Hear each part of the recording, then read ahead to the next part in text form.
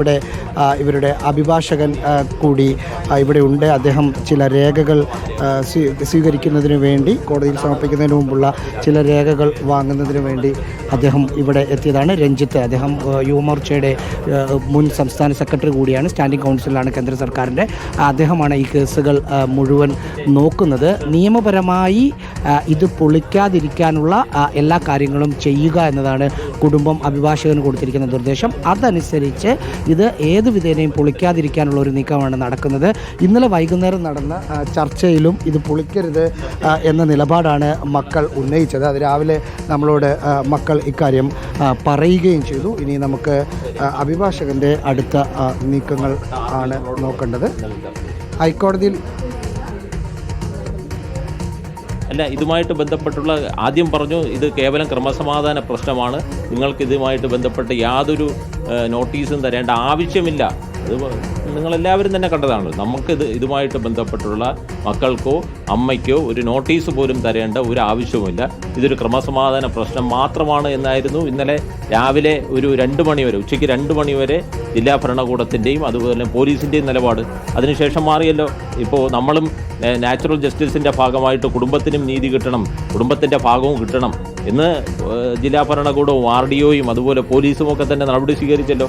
എന്തായാലും തീർച്ചയായിട്ടും അത് ജില്ലാ ഭരണകൂടത്തിന് അങ്ങനെ ഒരു കാഴ്ച വന്നതിൽ നമുക്ക് സന്തോഷമുണ്ട്. ഇതിൻ്റെ ഭാഗമായിട്ട് തന്നെയാണ് നമുക്കിങ്ങനെ ഒരു തീർച്ചയായിട്ടും നമുക്ക് കളക്ട് ചെയ്തുകൊണ്ട് ബഹുമാനപ്പെട്ട ഹൈക്കോടതിയിലേക്ക് മൂവ് ചെയ്യാൻ വേണ്ടിയുള്ള ഒരു സാവകാശം നമുക്ക് കിട്ടുന്നത്.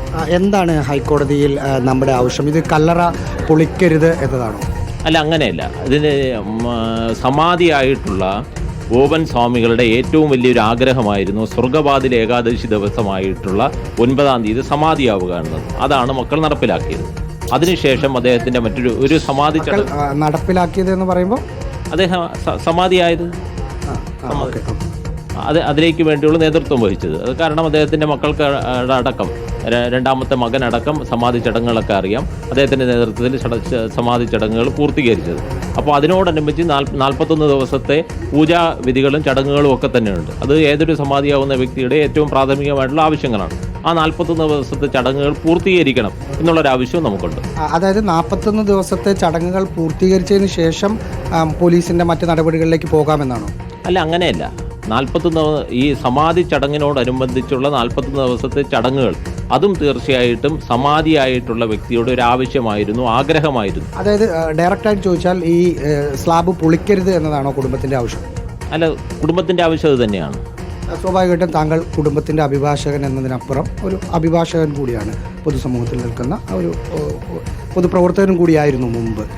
ഇത്തരമൊരു സംഭവങ്ങൾ ഉണ്ടാകുമ്പോൾ അതിൽ ദുരൂഹത പല കോണിൽ നിന്ന് വരുമ്പോൾ അത് മാറ്റാൻ ഈ സ്ലാബ് പൊളിക്കുക, പോസ്റ്റ്മോർട്ടം നടത്തുക എന്നതൊക്കെ നോർമൽ ഒരു പ്രൊസീജിയർ അല്ലേ? അല്ല, ഇതിനെ നമ്മൾ ഏതെങ്കിലും ഒരു വ്യക്തി മരണപ്പെട്ടു പോയി, ഒരു ദുരൂഹ മരണമാണ്, അതിനെ കുഴിച്ചിട്ടു എന്നുള്ള ലെവലിൽ മാത്രം ഈ ഒരു വിഷയത്തെ കാണരുത്. ഇവിടെ മെറ്റീരിയൽ ഫാക്റ്റ് ഒന്നും ഞാൻ വീണ്ടും ആ ഒരു കാര്യമാണ് ഞാൻ അടിവരയിട്ട് പറയാൻ ഉദ്ദേശിക്കുന്നത്. മക്കൾ മെറ്റീരിയൽ ഫാക്റ്റ് ഒന്നും സപ്രസ് ചെയ്തിട്ടില്ല. അവർ തന്നെയാണ് പുറം സമൂഹത്തിനോട് പറഞ്ഞത് പിതാവിൻ്റെ ഒരു ആഗ്രഹമായിട്ടുള്ള ഈ ഒരു സമാധി നടപ്പിലാക്കി എന്നുള്ളത്. അവർ തന്നെയാണ് ഒരു പോസ്റ്റർ മുഖാന്തരം അവർ തന്നെയാണ് അറിയിച്ചിട്ടുള്ളത്. അവരുടെ അടുത്ത ആൾക്കാരോടൊക്കെ തന്നെ അവർ തന്നെയാണ് പറഞ്ഞിട്ടുള്ളത്.